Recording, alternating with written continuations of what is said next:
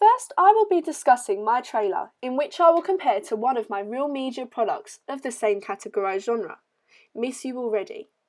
I found across all media products the most common and conventional way to open the trailer is the use of the producers/distributors. I have followed this convention by using Universal, Miramax and Studio Canal. This also allows the audience an insight of what to expect if they know of the distributors already. To make sure the audience receive the correct connotations of the drama genre, it's conventional to show happy collages of the main characters involved. I followed this convention by having the daughter and mother messing around, laughing and having fun. This also allows the audience an ease of mind of what to expect. To set the mindset of the audience, there's usually an equilibrium used which provides an ordinary normal plot for the character's life.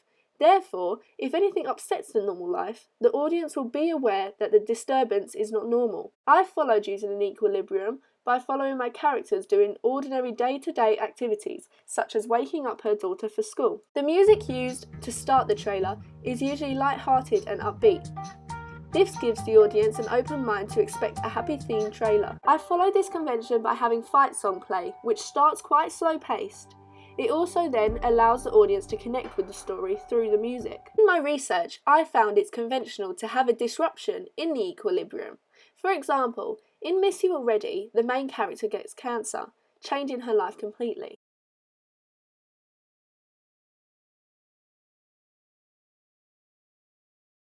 There's usually a use of captions within the real media products, which guide the audience to understand the narrative or change of. I have used captions throughout my trailer to promote the voiceover and to cause a suspense within the audience.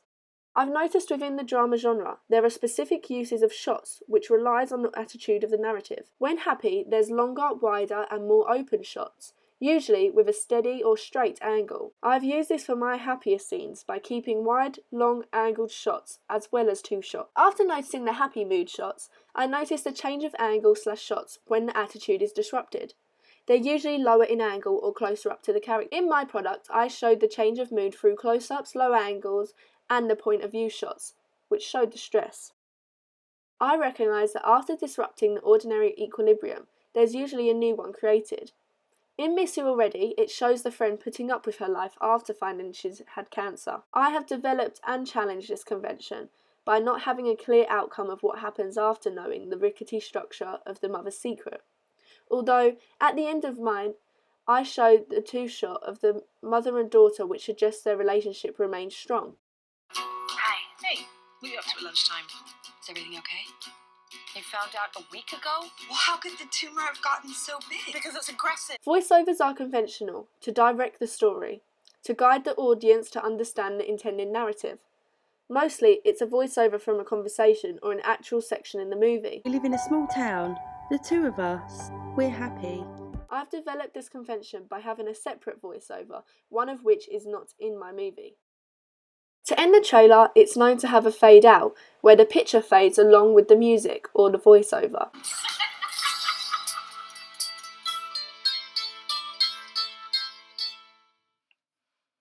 I've used this fading technique by having my image fade to black while the song comes to an end.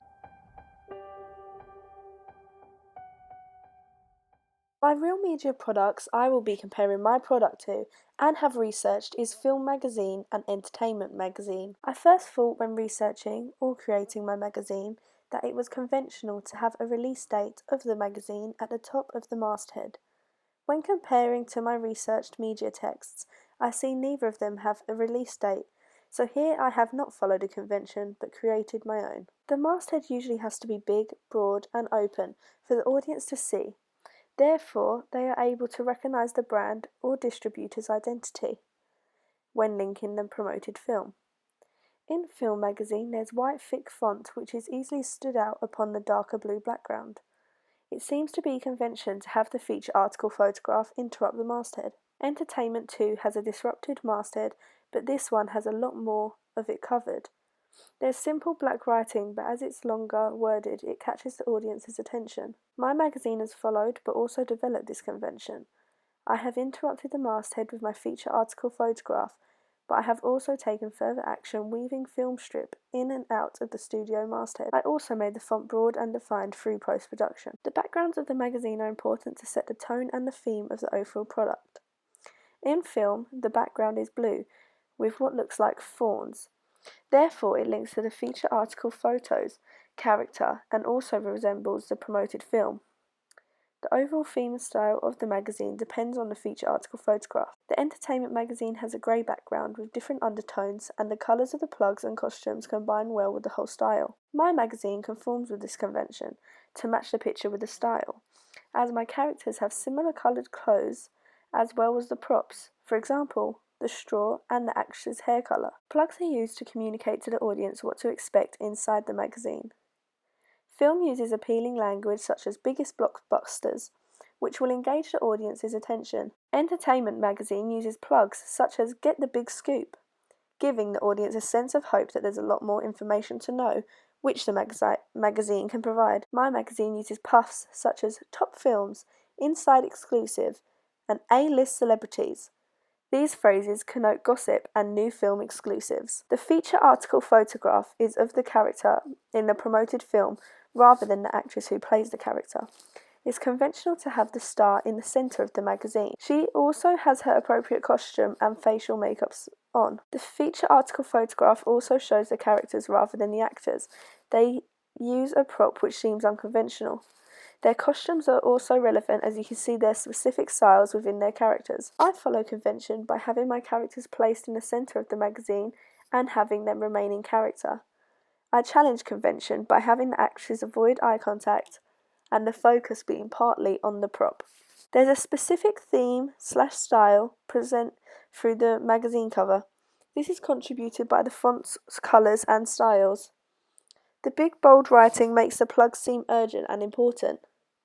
There's also other images included in the front cover to show a large insight into the contents. I follow convention by having large fonts and bold writing to promote certain sections within my magazine. I have used red, which connotes urgency or importance, as well as having a new modern film in production, like the film strip within the masthead. Connection with the audience is a key factor to establish, as it allows them to feel connected to the story and the characters. Film have used direct eye contact, although due to the connotations of the character, it seems more overpowering and controlling. Therefore, it can make the audience feel a bit more reluctant to this specific character. The eye contact used in this picture is genuine and gives the audience an open view to the characters, as the facial expressions and posture of the characters are realistic and relaxed. It makes the audience feel happy and as though they can trust the magazine. My magazine breaks convention through the connection of the audience due to their lack of eye contact and their head-down postures, although I feel there's still a connection with the audience through the naturalistic setting of the image. The real media poster text I have used and will be comparing my product to is Bad Mums and Bridesmaids, as they're of the same genre as my trailer. Bad Mums shows the masthead towards the lower end of the poster, which could be considered conventional. It's a bit confusing having the slogan come before the actual film's title, which could develop conventions. Bridesmaids shows the title at the top of the poster, which makes it easy for the audience to see and navigate. It also fits the style of the poster, looking almost like graffiti on the wall. My poster follows convention by having the title placed at the bottom of the poster. Here it is clearly identified that it's the name of my promoted trailer. Bad Mums has a slogan, "Party like a mother," which gives the audience an idea of what the narrative may be. It also gives the audience an opportunity to remember the film by either its name or its punchline. Bridesmaids has a simple slogan, "Save the date," which is not only relevant to a wedding, but to the film's release date. My poster breaks convention as I did not include a slogan. I did not feel the need for one, nor did I think it would fit the style of the title. Bad Mums shows not only the actresses' names, but pictures of them as well. This reduces confusion of who may be in the film. It also broadens the producer's audience, as fans may watch the trailer due to them being able to see their favourite actress in it. I follow convention by having my actresses' names at the top of the poster. I also have them aligned with the correct actress in the feature picture. This allows my demographic audience to remember who is in my trailer, allowing them the opportunity to recognise my product. The release date is an important factor to include on posters, as it informs the audience of when to expect the film. Therefore, they can book tickets. Bad Mums has the release date in smaller font down the very bottom of the poster. I would originally think this would be unconventional as it's disregarded beneath the credits. Bridesmaids have a clever link to the release date with their slogan Save the Date. They also have it in small writing at the bottom of the poster. I've developed this convention by having a specific release date above the credits beneath the title. Credits are located towards the bottom of the poster, in which gives the audience any additional information they may want to know. It also gives credit to all of those involved in creating the production. I have followed this convention having credits. I have also followed the style of them by having them small and capitalised fonts. This gives it the traditional credit style / formation. The feature article photograph avoided contact with the audience as the characters are part of the scene, connecting with the people in the room. This makes the poster seem as an insight to what to expect for the actual movie. It gives the audience justification of the title, Bad Mums, as there are mums standing on a table or a higher ground with drinks and whipped cream, giving the audience a clue of what to expect. The bridesmaids' picture is audience-based as all the characters are looking into the camera lens. Their postures also suggest that they're proving a point to the viewers and as though they're a gang. It also shows them defeating a stereotypical wedding picture as it's against a brick wall, and their postures are stereotypically manly. My photographers follow convention by telling a story through the main image. In construction, I actually had the characters fall back into the bed as though I was shooting a scene. Therefore, it's realistic and natural. I've also followed convention of the genre. It's a positive and a happy stylized photograph. The background of the picture seems unnatural for a wedding photograph, as they're against a brick wall. Although it creates a convention by creating a story for the audience, as it's part of their mise-en-scene, in which it has specifically shot in front of a wall. It gives the women, with their postures, a rebellious look. My poster and Bad Mum's poster are similar to each other, as they both have backgrounds which their plot lines include.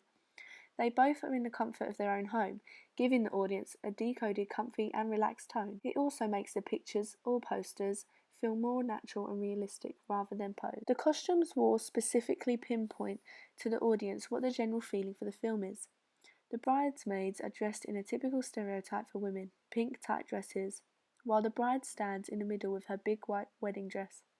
This gives a sense of understanding to the audience and also allows the image to be reminded due to the bright colours and bold statement. My posters' costumes follow convention as they show the characters in their natural clothing. It resembles the plot of the trailer as they are everyday people living ordinary lives. In conclusion, I've developed a variation of following, developing and challenging conventions within my products, as I wanted to follow the rules but also create original values within my products, making them my own.